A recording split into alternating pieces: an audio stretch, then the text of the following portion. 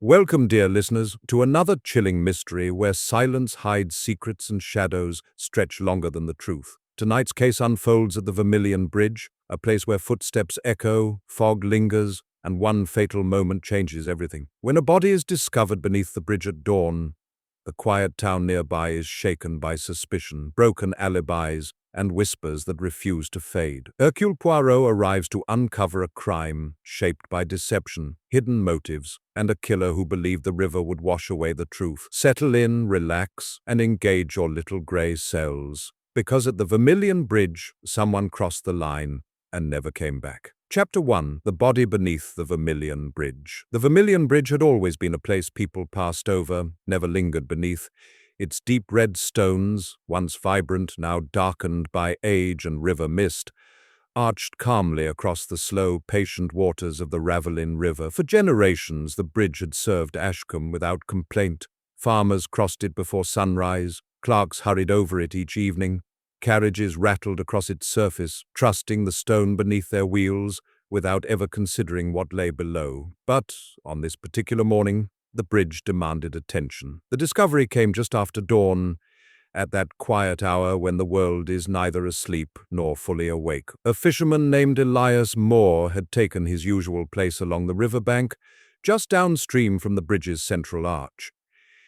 He had fished that stretch for more than 30 years and knew the river's moods well. He knew how debris gathered after rain. He knew how shadows shifted with the sun. What he saw that morning did not belong. Something dark lay caught against the stones, half in the water, half on the slick bank. At first, Elias assumed it was driftwood, tangled with weeds. Then he noticed the unnatural stillness, the way the shape resisted the current, rather than moving with it. When he stepped closer, the truth settled coldly into his chest. A man lay motionless beneath the bridge, his body angled awkwardly, one arm pressed against the stone as if frozen mid-reach. His coat was damp at the edges but otherwise undisturbed. His hat lay several feet away, carefully placed rather than lost. Elias Moore dropped his fishing rod and ran. By the time the first constable arrived, the mist was lifting and the river had begun to glint dully beneath the bridge. Word spread quickly through Ashcombe, carried by hurried footsteps and whispered disbelief. Doors opened, curtains twitched, people gathered at a respectful distance, instinctively aware that some moments demanded silence. The dead man was soon identified. Arthur Lennox, civil engineer, recently returned to Ashcombe after years abroad. A man known for precision, discipline, and quiet authority. He had overseen infrastructure projects in half a dozen towns and had come back, it was said, to advise on the proposed restoration of the Vermilion Bridge itself. A bitter irony, some would later note. Inspector James Japp arrived mid-morning, his boots damp from the riverbank, his expression already troubled. He surveyed the scene carefully, the position of the body, the absence of obvious injury, the neatness of the placement. "This doesn't look like a fall," he muttered.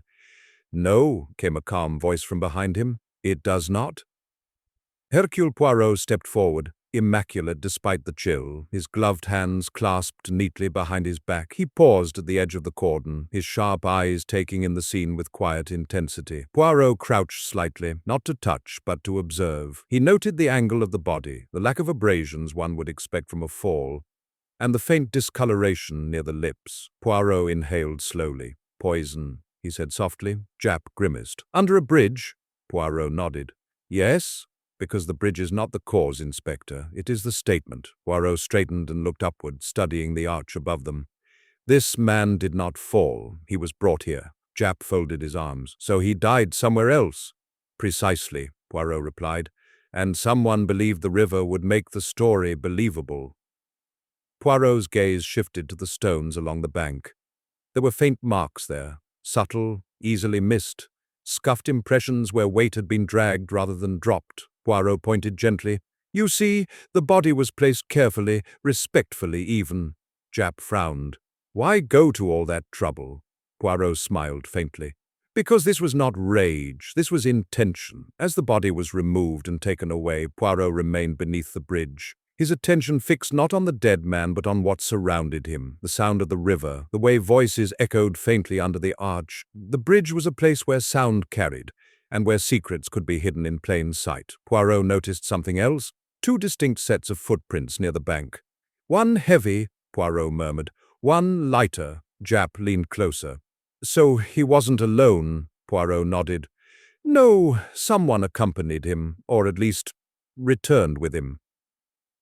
By midday the bridge was cleared, though no one crossed it willingly. The town moved around it, as if the stones themselves had become contaminated by knowledge. Poirot accompanied Japp to the temporary mortuary set up nearby. The examination confirmed Poirot's suspicion. No water in the lungs, no trauma consistent with a fall. Poisoning, the doctor confirmed. Fast-acting, but not instant. Poirot's moustache twitched. Then he lived long enough to be moved, Poirot said, and long enough to be aware. Japp sighed. That narrows nothing. Poirot shook his head. It narrows everything. They returned to the bridge once more as the afternoon light shifted. Poirot stood at the midpoint, looking down at the water, flowing beneath. Inspector, Poirot said quietly, this bridge connects two sides of the town. So, Japp asked, so murderers choose places that reflect their intent, Poirot replied. This was a crossing, a transition. Poirot turned slightly. Arthur Lennox returned to Ashcombe after years away. He crossed into old territory. Japp frowned. You think his past caught up with him, Poirot smiled. I think his present frightened someone. Poirot glanced again at the footprints, the careful placement of the body, the absence of panic. This killer, Poirot continued, wanted control over the scene, over the narrative, over time. Japp looked up at the bridge. Time? Poirot nodded. Rivers move forward, bridges endure. Someone believed permanence would protect them. Poirot stepped away from the edge and adjusted his coat. Inspector, he said, who last saw Arthur Lennox alive? Japp consulted his notes. Several people. Dinner at the Ashcombe Hotel. Engineers. Town officials. Poirot nodded. Then our poison was administered among civility, among conversation. Poirot's eyes hardened slightly. This is not a crime of the night, he said. It is a crime of the evening. As they left the bridge behind, Poirot cast one last glance over his shoulder at the red stone arch standing silently against the sky. Rivers forget, Poirot murmured, but bridges remember. And somewhere in Ashcombe, Poirot knew the killer was already telling themselves the same lie, that what flowed away could never return. They were mistaken. Chapter 2. The evening before the crossing, Ashcombe remembered its evenings fondly. The town did not rush into night the way cities did. It settled into it. Lights warming one by one, voices softening, the river darkening into a slow ribbon of shadow beneath the Vermilion Bridge.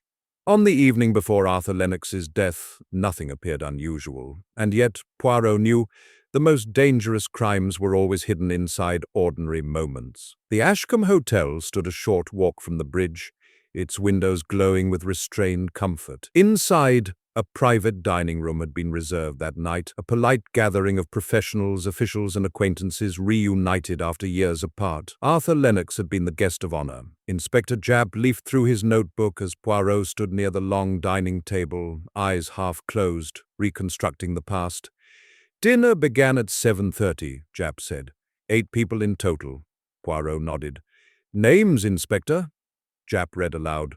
Margaret Lennox, his wife, Victor Hale, local contractor, Beatrice Collingwood, town council member, Edmund Rowe, bank manager, Clara Fenwick, historian and bridge preservation advocate, Samuel Price, hotel owner, and Arthur Lennox himself. Poirot opened his eyes slowly. A curious mix, professional and personal. Poirot moved to Arthur Lennox's place at the table. The chair faced the window, offering a partial view of the bridge. He chose this seat? Poirot asked. Yes, Japp replied. Asked for it. Poirot smiled faintly. He wished to look at what concerned him. Poirot turned to the window. Even now the bridge was visible in the distance, its red stone barely discernible in the fading light. They ate well, Japp continued. Wine was served, conversation polite, some disagreements. Poirot turned. Ah, disagreements, Japp nodded. Lennox opposed the restoration proposal as it stood, said the bridge was unsafe, needed structural changes. Poirot's moustache twitched. And who disagreed? Japp checked his notes. Clara Fenwick, She's dedicated years to preserving the bridge in its original form. Poirot nodded thoughtfully. Preservation and progress rarely walk together. One by one, the dinner guests were interviewed again. Margaret Lennox. She sat stiffly in the hotel lounge, her gloved hands folded in her lap. He was quieter than usual, she said. Distracted. Poirot tilted his head. Did he drink? Yes, she replied. 1 glass of wine, nothing more. And after dinner? Poirot asked. He said he wanted air, to think. Poirot nodded. And you? I stayed behind, she said softly. I was tired. Poirot believed her grief, but grief did not exclude knowledge. Victor Hale, the contractor's voice was louder than necessary. He was going to cost me a fortune, Hale said bitterly. His report would shut the bridge for months. Poirot observed him calmly. But you dined together. Yes, professionally. And after, Poirot pressed, he left alone Clara Fenwick. She stood by the hotel fireplace, eyes bright with restrained intensity. The bridge's history, she said. Arthur wanted to change it.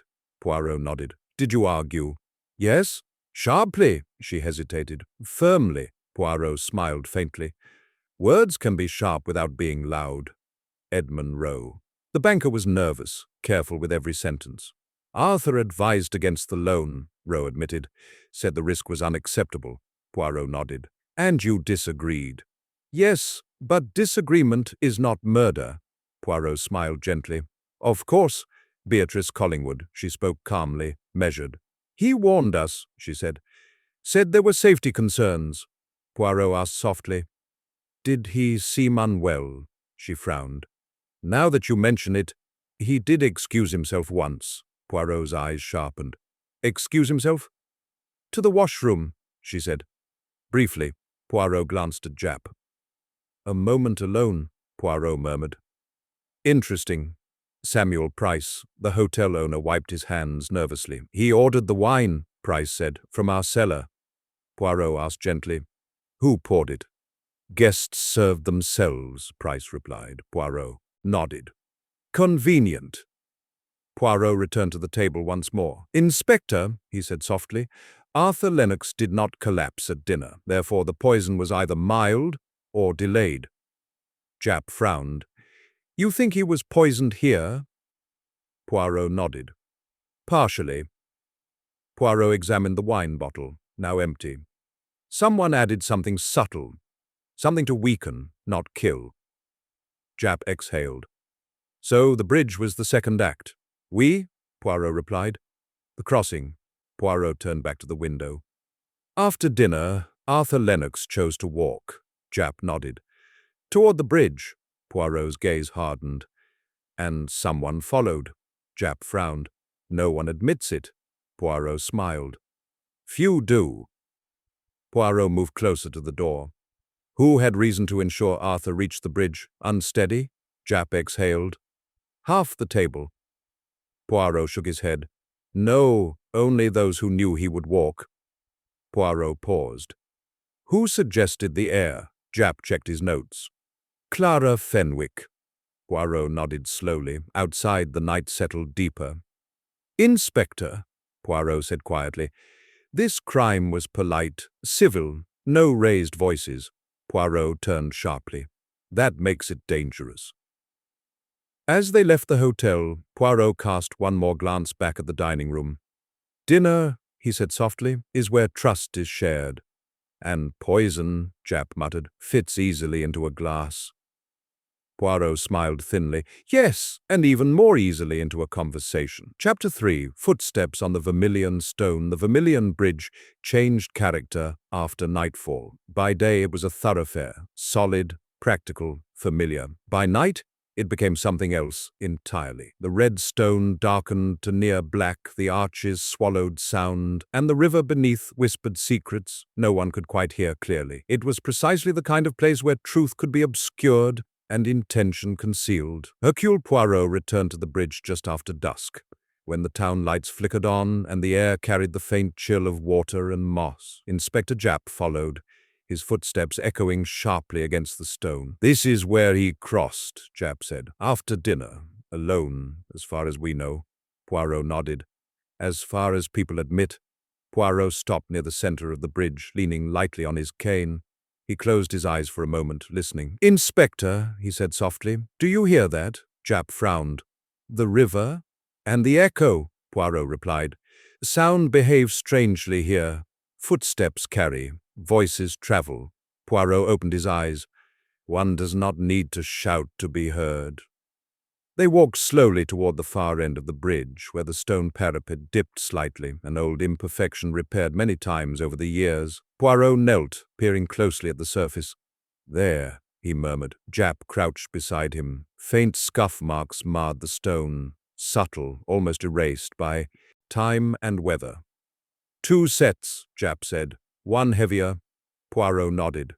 Arthur Lennox walked steadily. The other set hesitated. Japp raised an eyebrow. "Someone followed him?" "We," Poirot replied. "But not to attack him." Poirot straightened and gestured toward the parapet. "Look at the height. A push would leave chaos, scrapes, imbalance." But Lennox was already dying.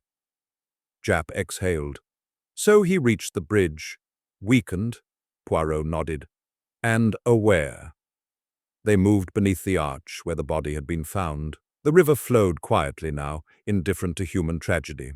Poirot studied the stones carefully. "Inspector," he said, "notice the placement." Japp frowned. "Careful, almost respectful." Poirot smiled faintly. "Yes, this was not the act of someone in a hurry." Poirot's eyes shifted to the bank where faint drag marks had been noted earlier. "He did not collapse here," Poirot said. "He was guided." Japp stiffened. "You think someone supported him?" "Or reassured him," Poirot replied. "Words are often more effective than strength." Poirot stood and looked up at the bridge again. "Who would Arthur Lennox trust enough to follow?" Poirot asked quietly. Japp considered. "His wife, a colleague, someone from dinner." Poirot nodded. "And who knew he would walk?" Japp frowned. "Clara Fenwick suggested the heir." Poirot smiled thinly. "Yes, but suggestion is not accompaniment." Poirot turned back toward the town side of the bridge. "Inspector, let us consider access." They walked to the narrow maintenance path that ran beneath the bridge, used rarely, mostly by town workers. Poirot examined the gate. "Locked," Japp noted. "Now," Poirot replied, "but not always." Poirot pointed to the latch, scratched, recently used. "Someone waited below," Japp said. Poirot nodded. "Or arrived just in time." They followed the path to the riverbank, where lantern light cast long shadows. Poirot stopped suddenly. "Here," he said softly. A faint indentation marked the mud, a shoe print lighter than Lennox's. "A woman?" Japp asked. "Possibly," Poirot replied. "Or a man who walks carefully?" Poirot's moustache twitched. "This footprint does not belong to the dinner guests who stomped across polished floors," Japp frowned. "So someone else joined him after dinner?" Poirot nodded. "Someone who did not wish to be seen." They returned to the bridge surface, where Poirot paused once more. "Inspector," he said, "the poison did not kill Lennox instantly. He would have known something was wrong." Japp nodded. "Which means he sought help." "Or answers," Poirot said. Poirot's eyes sharpened. "Who would he confront?" Japp's expression darkened. "Someone involved in the bridge project." Poirot smiled faintly. "Or someone who knew more than they should?" They walked back toward the hotel district. Along the way, Poirot stopped near a lamp post. "Inspector," he said, "did anyone report hearing voices that night?" Japp checked his notes. "One person, a night porter." They found Thomas Reed, the porter, seated nervously in a small office. "I heard talking near the bridge," Reed said. "Not shouting, just intense." Poirot leaned forward. "How many voices?" Reed swallowed. "2, maybe 3. Japp frowned. "3? Yes," Reed insisted. "One was calmer." Poirot's eyes sharpened. "Calm voices persuade, angry ones threaten." Poirot nodded. "And what time?" "Just after 10, Reed replied. Poirot exchanged a glance with Japp. "Arthur Lennox left dinner around 10, Poirot murmured. "So he did not walk alone." Poirot returned to the bridge once more before night fully settled. He stood at the midpoint, letting the chill seep in. "This was not a spontaneous act," Poirot said softly. "It was a meeting." Japp frowned. "A meeting to kill him?" Poirot shook his head. "A meeting to conclude something." Poirot's gaze hardened. "Someone arranged to meet Lennox here. Someone he trusted enough to come." Japp exhaled. "And someone else waited below." Poirot smiled thinly. "Now you see." Poirot turned toward the river, his reflection faintly visible in the dark water. "The killer," Poirot said, "does not walk loudly. They position themselves." Poirot straightened. "And they let others take the risk." As they left the bridge behind, Poirot was certain of one thing. Arthur Lennox did not die alone. He did not die suddenly, and he did not die by accident. The Vermilion Bridge had heard the truth that night, in footsteps, in whispers, in silence. Now Poirot needed only to discover who arranged the crossing, and who ensured it was the last. Chapter 4. A convenient shadow. Ashcombe liked its answers neat. By the fourth day after Arthur Lennox's death, the town had begun to lean towards certainty, not truth, but something close enough to sleep on. Whispers gained shape, names repeated themselves, and one shadow, more than any other, seemed to fall conveniently into place. Victor Hale. The local contractor had always been loud where others were careful. He argued openly with Lennox at the dinner table. He stood to lose the most financially from Lennox's report. And, perhaps most damning of all, he had been seen near the Vermilion Bridge that night. Inspector Japp reviewed the statement again as Poirot sat quietly in the hotel lounge, stirring a cup of tea he had no intention of drinking. "Hale admits he walked toward the bridge after dinner," Japp said. "Claims he needed air." Poirot raised an eyebrow. "Ah, fresh air is very popular these days," Japp continued. "A night porter saw a man of his build near the bridge just after 10. Poirot nodded slowly. "A man of his build, or a man with his confidence?" Japp frowned. "You don't think it's him?" Poirot smiled faintly. "I think he is exactly where the killer wants him to be." They found Victor Hale in his office near the docks, a place cluttered with blueprints, tools, and half-finished plans. Hale greeted them with irritation rather than fear. "About time," he snapped. "Everyone's looking at me like I pushed Lennox off the bridge myself." Poirot studied him calmly. "Monsieur Hale," Poirot said gently. "Did you?" Hale snorted. "Of course not," Poirot nodded. "Good. Then let us speak freely." Hale folded his arms. "I argued with him. Yes, I hated his report. Yes, but murder? That's ridiculous." Poirot tilted his head. "Tell me, why did you go to the bridge that night?" Hale hesitated. "I walk there often." "After heated arguments?" Poirot pressed. Hale shrugged. "Sometimes." Poirot nodded. "And did you meet Arthur Lennox there?" Hale's eyes flashed. "No." Poirot believed him immediately. Hale's anger was too blunt, too visible. This crime required restraint. Poirot turned to Japp. "Inspector, what time did Hale return home?" Japp consulted his notes. 10:30, his wife confirms. Poirot nodded. "Arthur Lennox was still alive then," Japp frowned. "So Hale couldn't have—" Poirot raised a hand. "He could have been seen." Poirot turned back to Hale. "Did you see anyone else near the bridge?" Hale hesitated. "A woman, I think." Poirot's eyes sharpened. "Describe her." "Hard to say," Hale replied. "Coat, walking carefully, not like someone out for a stroll." Poirot exchanged a glance with Japp. "Thank you," Poirot said. "You have been very helpful." Outside, Japp exhaled. "So Hale's our false shadow." "Oui," Poirot replied. "He was meant to be noticed." Poirot began to pace. A visible man draws attention away from quiet ones. Poirot turned toward the river. "Inspector," he said softly, "let us return to the dinner." Back at the Ashcombe Hotel, Poirot requested the staff to reopen the private dining room. The table had been cleaned but not erased. Poirot examined the sideboard where wine and water had been placed. "Who prepared the drinks?" Poirot asked. "A junior waiter," the manager replied. "But guests served themselves." Poirot nodded. And who handled the decanter last? The manager hesitated. Miss Fenwick, Clara Fenwick. Poirot's moustache twitched. Preservationist, Poirot murmured. The bridge's greatest defender. Poirot asked to speak with her again. Clara Fenwick met them by the river path, wrapped in a dark coat, her expression controlled but alert. You think I poisoned him? She said calmly. Poirot smiled faintly. I think you were close enough to. Clara folded her arms. I loved that bridge. Arthur wanted to change it. Poirot nodded. But murder? Her gaze held steady. No. Poirot leaned slightly. Closer. You suggested the heir. She did not deny it. Poirot continued softly.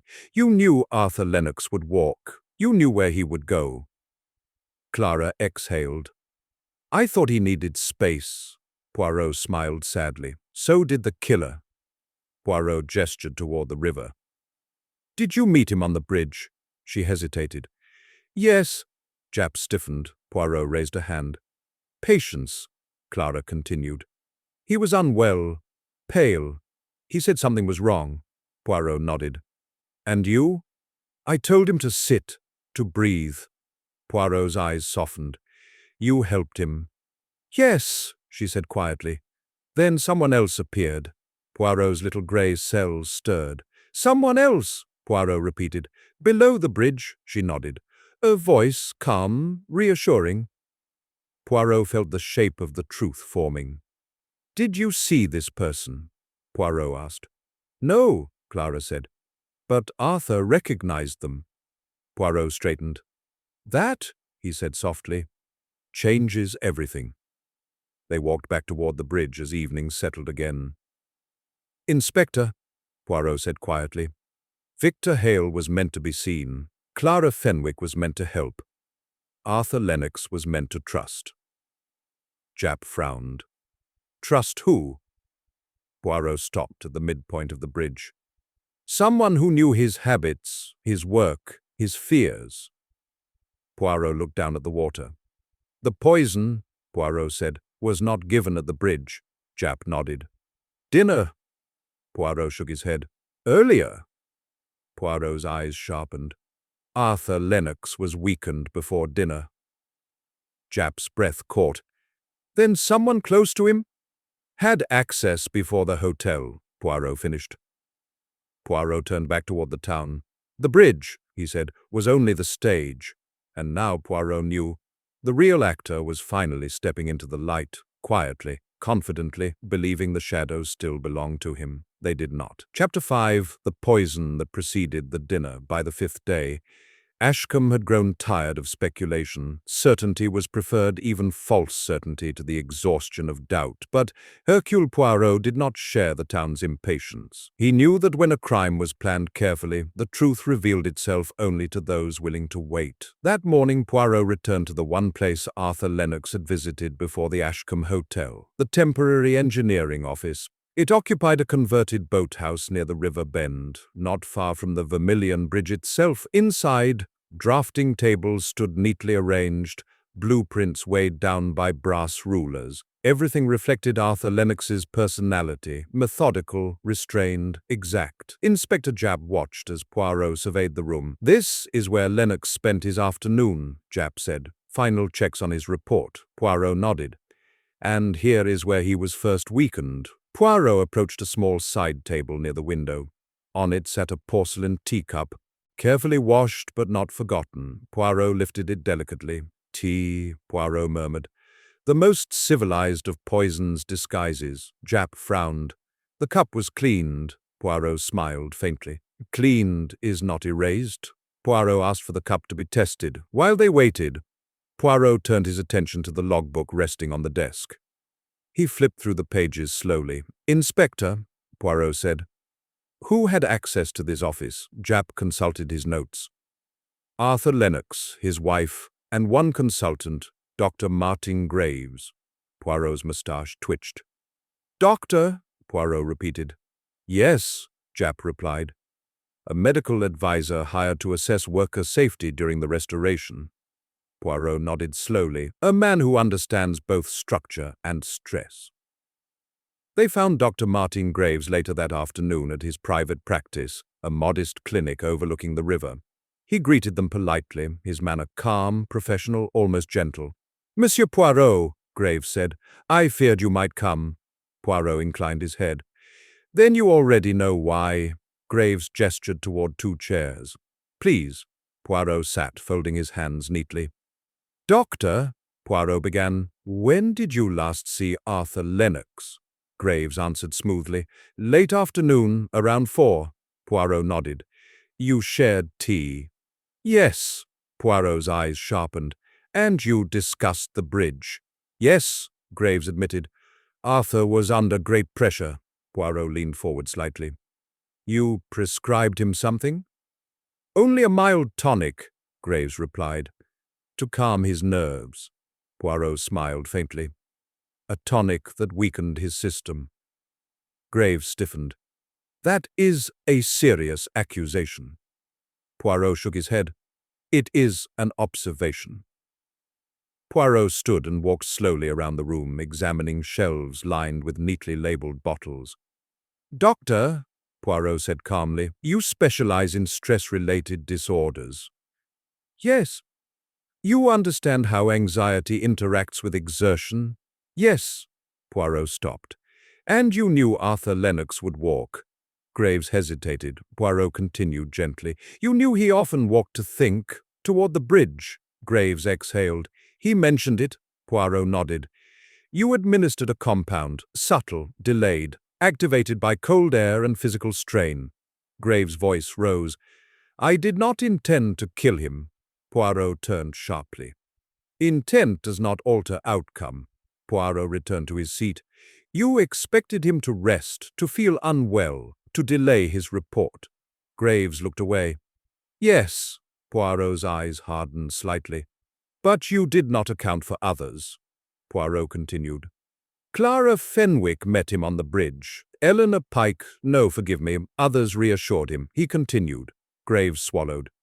"I didn't follow him." Poirot smiled thinly. "No, you did not need to."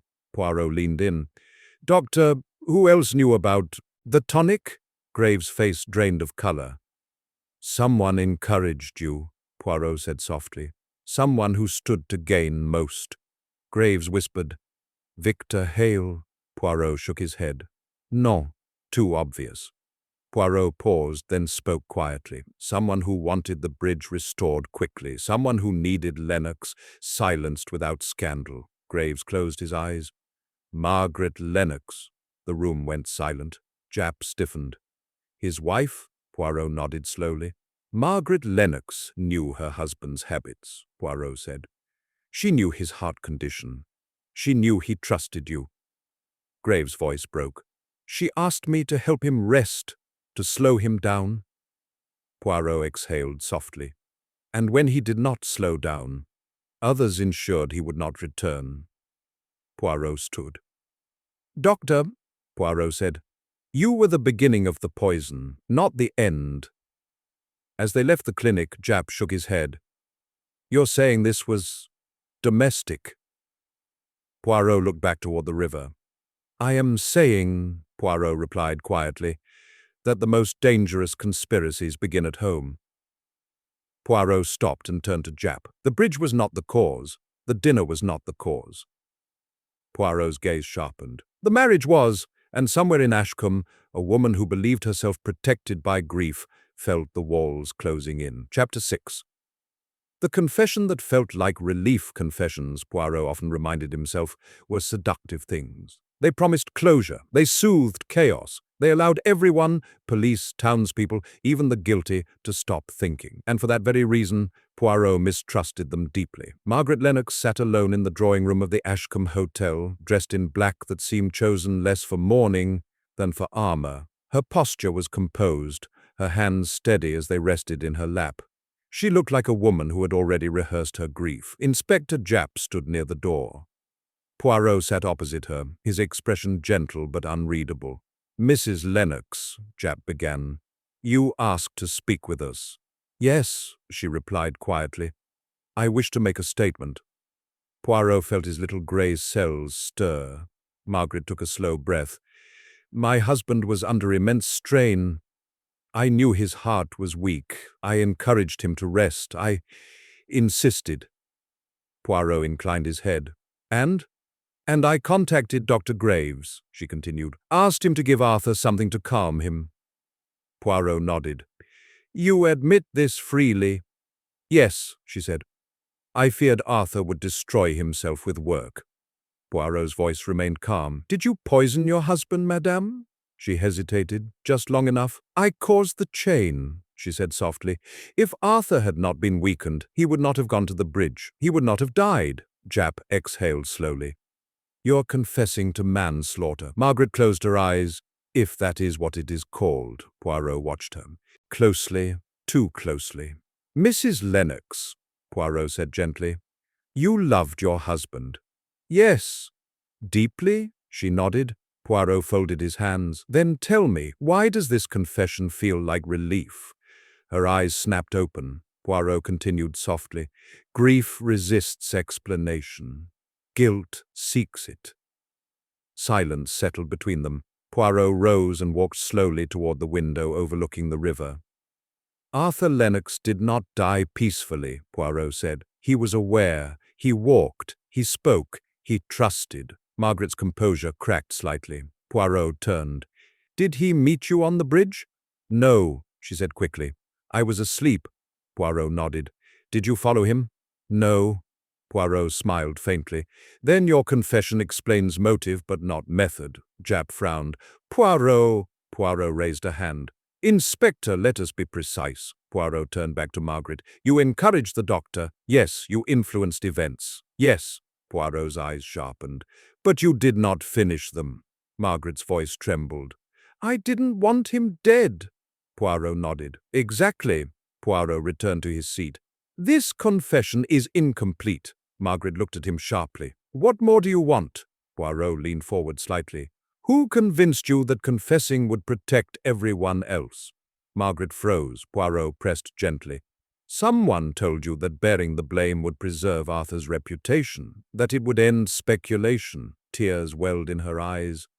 They said it was the only way. Poirot nodded slowly. Who? She hesitated. Poirot softened his voice.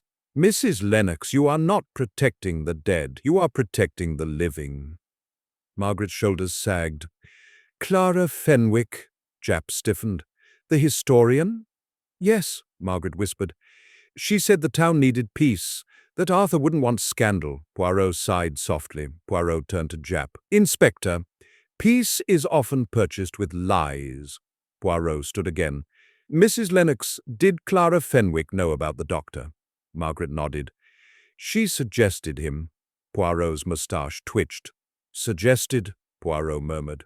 Another suggestion. Poirot walked slowly back toward the bridge that evening, Japp beside him. So Margaret isn't the killer, Japp muttered. No, Poirot replied. She is the shield. Poirot stopped at the midpoint of the bridge. Inspector, he said, observe how this crime moves. Japp frowned. Through people. Through influence, Poirot corrected. Poirot continued. Clara Fenwick suggested the walk, suggested the doctor, suggested the confession. Japp exhaled sharply. You think she's the mastermind? Poirot shook his head. Non. She believes she is. Poirot turned his gaze downward toward the shadowed riverbank beneath the arch. But someone else, Poirot said quietly, stood beneath this bridge and spoke calmly that night. Japp's eyes narrowed. The third voice. Poirot nodded. The voice that reassured Arthur, the voice that ensured he stayed. Poirot straightened. That voice, he said softly, belongs to someone Arthur trusted completely. Japp frowned. Who? Poirot looked toward the engineering office in the distance. Someone who shared his profession, Poirot said. Someone who understood structures and collapse. Japp's breath caught. Victor Hale. Poirot shook his head. No, Poirot said. Victor Hale builds loudly. Poirot's eyes sharpened. The killer, Poirot said, builds quietly.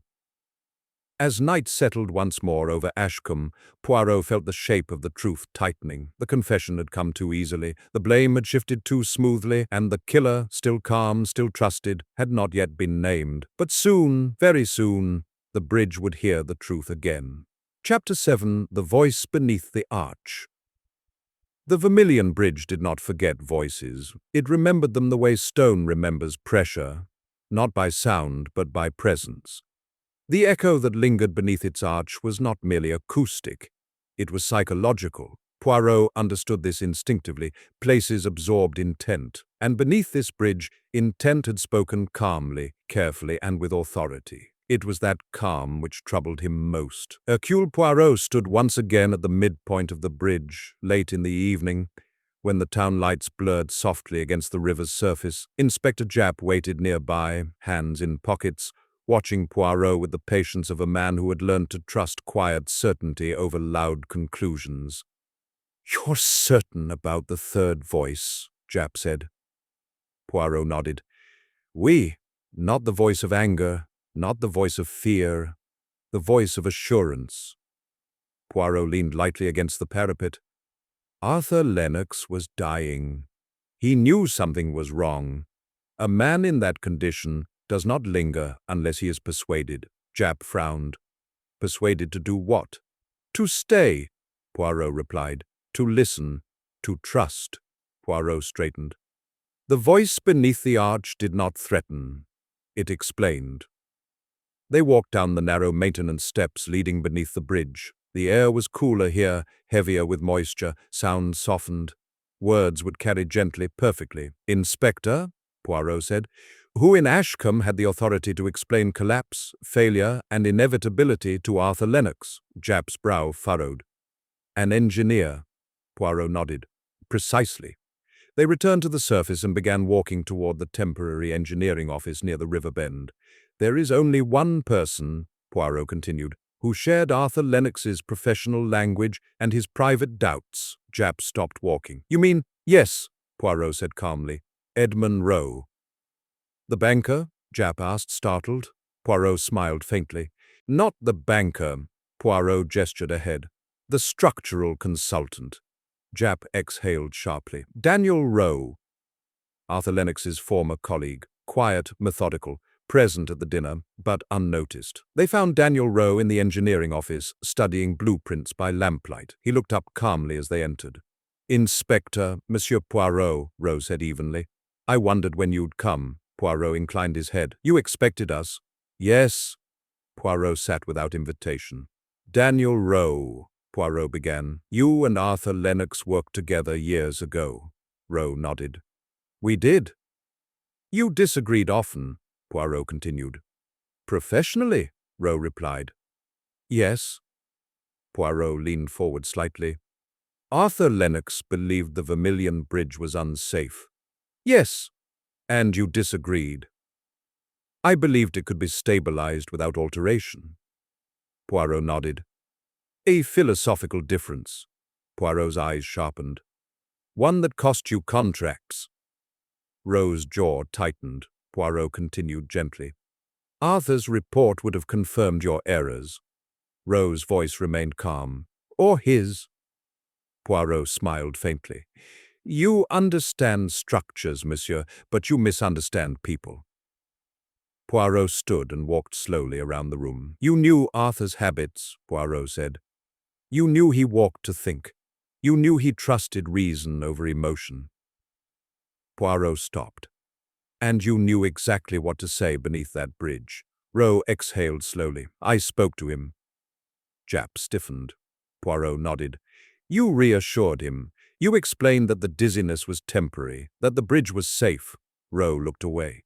"He trusted me." Poirot's voice hardened. "You used that trust," Poirot continued.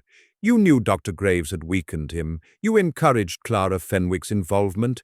You allowed Margaret Lennox to shoulder guilt." Rowe clenched his fists. "I did not poison him." Poirot nodded. "No, you finished the plan." Poirot leaned closer. "You kept him there, talking, until the cold and strain did the rest." Rowe's composure cracked just slightly. Poirot pressed on.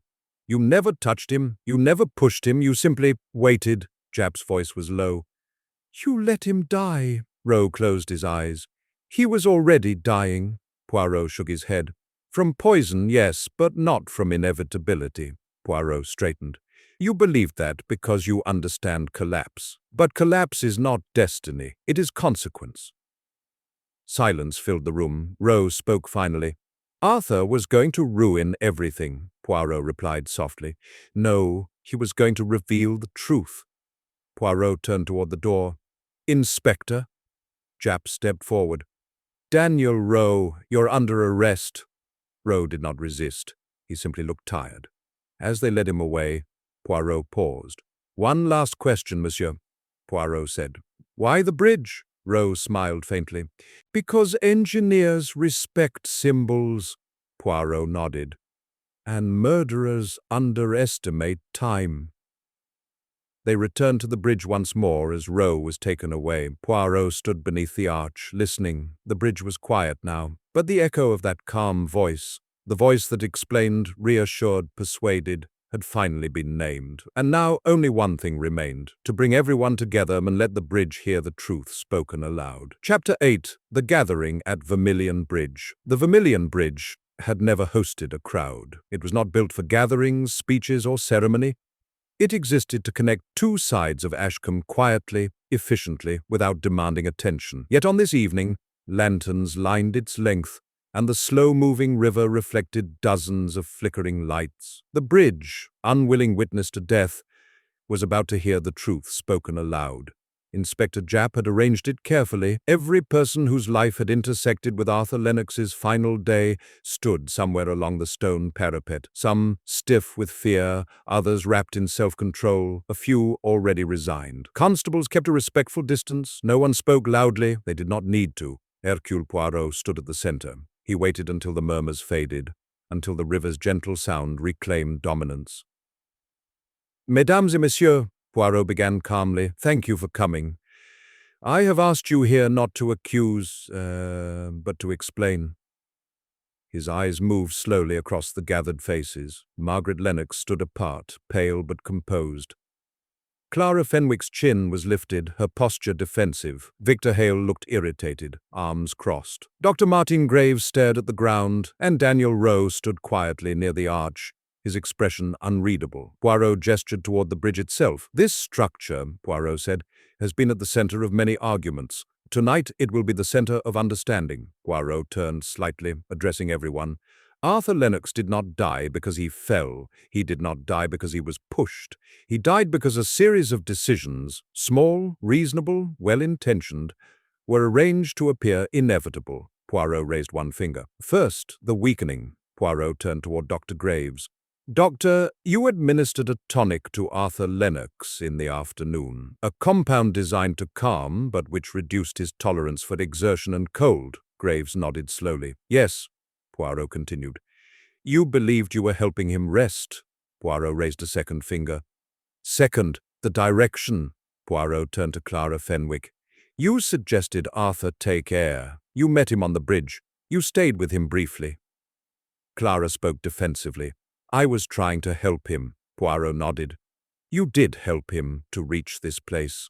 Poirot raised a third finger. Third, the visibility. Poirot turned to Victor Hale.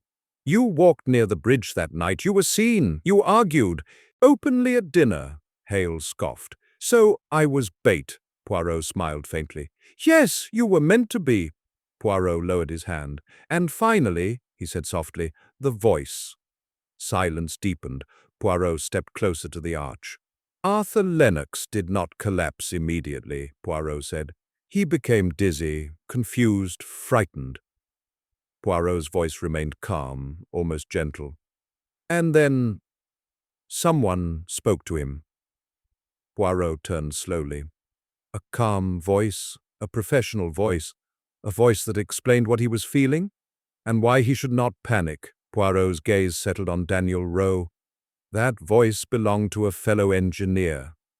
Rowe did not move. Poirot continued. You told Arthur his symptoms were temporary, that standing still was safest, that the bridge, ironically, would support him. Poirot's eyes hardened. You did not touch him. You did not push him. You simply kept him there until the poison and the cold finished their work. A gasp rippled through the group. Margaret Lennox stepped forward slightly. Daniel, is this true? Rowe closed his eyes briefly. Poirot spoke before he could answer. One might ask, Poirot said, why such a careful man would risk everything. Poirot turned toward the river. Because Arthur Lennox's report would have exposed flaws, professional errors, decisions already buried beneath paperwork and reputation. Poirot turned back. This was not murder born of anger, Poirot said. It was murder born of correction. Daniel Rowe finally spoke. I didn't mean for it to end like that. Poirot nodded. No one ever does. Poirot gestured gently toward Margaret Lennox. You were encouraged to confess, Poirot said, to protect reputations, to bring peace. Margaret's voice trembled. I believed it was the right thing. Poirot softened his tone. That is why confessions must be tested, madame. Guilt is not always crime. Poirot turned back to the group. This case confused many because no single act looked murderous. Poirot spread his hands slightly. But murder is not always a blow. Sometimes it is a conversation. Inspector Japp stepped forward. Daniel Rowe, Japp said firmly, you are under arrest for the murder of Arthur Lennox. Rowe did not resist. He looked once more at the bridge. I only wanted him to stop, he said quietly. Poirot replied calmly. You wanted time. You took his instead. As Rowe was led away, the crowd remained still. Poirot waited. The bridge will remain, Poirot said finally, but it will never again be silent about what happened here. The lanterns flickered, the river flowed on, justice at last had found its footing. But Poirot knew one thing remained. Truth had been spoken. Now it had to be understood. Chapter 9, What Remains. After the crossing, Ashcombe did not celebrate justice. There were no cheers, no raised voices, no sense of victory when Daniel Rowe was led. Away from the Vermilion Bridge that night, the town did not exhale. It merely settled, like a river returning to its course after an unseen obstruction is removed. Life resumed quietly, carrying with it the weight of what had been lost. The following morning arrived pale and cool. Mist hovered low over the Ravelin River, clinging stubbornly to the stones beneath the bridge. The red arch looked unchanged, but those who passed it now did so with caution, as though aware that something invisible lingered there. Hercule Poirot watched from the window of the Ashcombe Hotel, his hands folded neatly behind his back. People expect relief, Inspector Japp said beside him, but it rarely comes. Poirot nodded. Because justice answers questions, it does not heal wounds.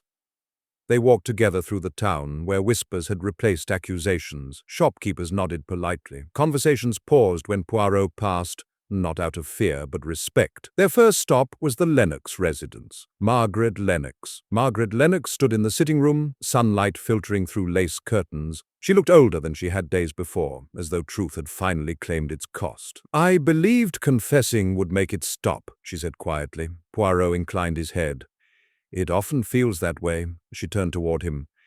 Daniel spoke to me after Arthur died. He said the town needed peace, that Arthur wouldn't want scandal. Poirot's expression softened.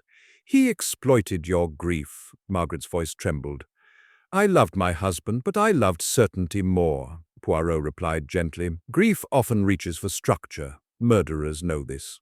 She closed her eyes. Will I ever forgive myself? Poirot paused before answering. Forgiveness, he said softly, is not forgetting. It is learning to live honestly with memory. As they left, Margaret stood at the doorway, watching the river beyond the town. Clara Fenwick. They found Clara near the bridge, seated on a low stone wall, notebooks piled beside her. The bridge loomed behind her, still watchful. I never meant for him to die, she said before Poirot could speak. Poirot nodded.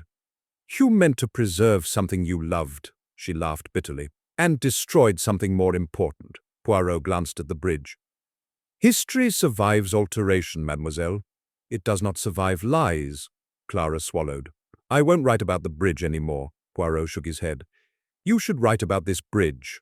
Truth is the strongest preservation. She looked at him, startled, then nodded slowly. Victor Hale was in his office, blueprints spread before him. his voice unusually subdued. "They all thought it was me," he said flatly. Poirot smiled faintly. "Because you were visible," Hale sighed. "I shout when I should listen," Poirot replied. "And that is why you were never dangerous." Hale gave a short, humorless laugh. "Funny. Thing is, Arthur was right. The bridge needs reinforcement." Poirot nodded. "Truth often arrives after tragedy." Dr. Martin Graves, the doctor, awaited them at his clinic, pale and shaken. "I wanted to help," Graves said. "I never imagined," Poirot interrupted gently, "that your knowledge would be used without restraint." Graves nodded. "I will surrender my license," Poirot studied him. "Justice will decide that, but responsibility already has." As the day stretched on, Poirot returned once more to the Vermilion Bridge, alone. The lanterns were gone, the crowd had dispersed. Only the river remained, flowing steadily beneath the arch. Poirot stood at the midpoint and closed his eyes. Arthur Lennox had walked here willingly. He had trusted reason, trusted a colleague, trusted that logic would protect him. Poirot opened his eyes. "Murder," he murmured, "often disguises itself as explanation." Footsteps approached behind him. Inspector Japp stopped beside him. "They're restarting work on the bridge next week." Poirot nodded. "As they should." Japp hesitated. "You think Rowe regrets it?" Poirot considered this. "He regrets the outcome, not the decision." Japp shook his head. "That's cold," Poirot replied softly. "That is calculation." They stood in silence for a moment. "Will you stay?" Japp asked. Poirot smiled faintly. "No, my work here is done." As evening approached, Poirot packed his small bag at the hotel. He paused before leaving, glancing once more at the bridge through the window. The Vermilion Bridge stood unchanged, but it no longer belonged to secrecy. It belonged to memory. Poirot stepped outside, the sound of the river accompanying him as he walked away from the square. Another town, another truth revealed, another crossing completed, but Poirot knew there was still one thing left to do: to leave the town not with answers, but with understanding.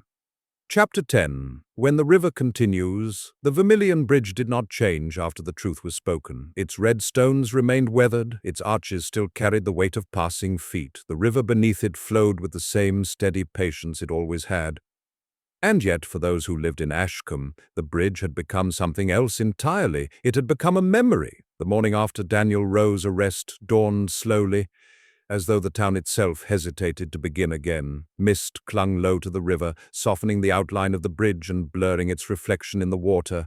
Bells chimed distantly, shutters opened one by one. Life resumed, not because it was ready, but because it must. Hercule Poirot stood at the edge of the square, observing without intrusion. He had learned long ago that the end of a case was not marked by arrests or confessions, but by silence. The kind that follows understanding rather than confusion. Inspector Japp joined him, adjusting his coat against the chill. "They've reopened the bridge," Japp said. Poirot nodded. "As they should." "They reinforced the inner supports," Japp continued. "Quietly, no ceremony." Poirot smiled faintly. "Truth rarely needs applause." They walked together toward the bridge. A few townspeople crossed it cautiously, their steps measured, eyes occasionally flicking toward the stone parapet where lanterns had burned only nights before. "Funny thing," Japp said. "No one avoids it." Poirot glanced at him. "Why would they?" Japp shrugged. "Places like this usually carry fear for years." Poirot shook his head gently. "Fear belongs to uncertainty. This bridge now carries knowledge." They stopped at the midpoint. Poirot rested his gloved hand on the stone, feeling its cool steadiness. "Arthur Lennox believed in structure," Poirot said softly, "in reinforcement, in correction." Japp nodded. "And it cost him his life." Poirot replied quietly, "No, it cost him trust." They continued walking, descending the far side of the bridge where the river curved gently toward open countryside. Near the riverbank, Clara Fenwick sat on a low stone wall, writing. Papers surrounded her, weighed down by smooth river stones. She looked up as Poirot approached. "I'm writing the truth," she said simply. Poirot inclined his head. "That is the hardest preservation," she nodded. I thought I was protecting history, but I was only protecting my version of it. Poirot smiled faintly. History survives alteration. It does not survive distortion. As they moved on, Poirot spotted Victor Hale speaking quietly with workmen near the bridge supports. His voice was lower than usual, his gestures restrained. He listens now, Japp observed. Poirot nodded. Experience teaches what accusation cannot. At the Lennox house, Margaret stood at the window watching the river flow. She did not turn when Poirot approached. I hear the bridge again, she said quietly. Every time someone crosses it. Poirot replied gently. Then it is doing its duty, she swallowed. Arthur trusted logic. I trusted appearances. Poirot turned slightly toward her. And now, she looked at him at last. Now I trust honesty, even when it hurts. Poirot inclined his head. Then you will endure. By afternoon, Poirot returned to the inn to prepare for departure. His suitcase lay open on the bed, packed with the same care he applied to everything in life. Before closing it, Poirot paused. He looked once more through the window at the Vermilion Bridge. So many crimes had relied on chaos, on speed, force, or passion. This one had relied on explanation, on reassurance, on calm. Poirot reflected that the most dangerous killers were not those who acted violently, but those who reasoned gently, while others suffered the consequences. Inspector Japp met Poirot outside, where a carriage waited. So, Japp said, what will Ashcombe remember? Poirot considered this carefully. They will remember a bridge, Poirot said. They will remember a death. Poirot paused, then added, but perhaps they will also remember that understanding is stronger than certainty. Japp nodded. You always leave towns thinking, Poirot smiled. That is preferable to leaving them afraid. As Poirot stepped into the carriage, the sound of footsteps crossed the bridge behind him. Steady, ordinary, unremarkable. The driver clicked his tongue. The carriage began to roll. Poirot watched the bridge recede slowly, its red stone fading into mist and distance. Another crossing completed, another truth restored to its proper place. Poirot closed his eyes.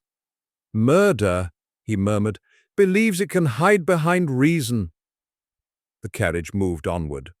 But reason, Poirot said softly, when examined, always reveals its cracks.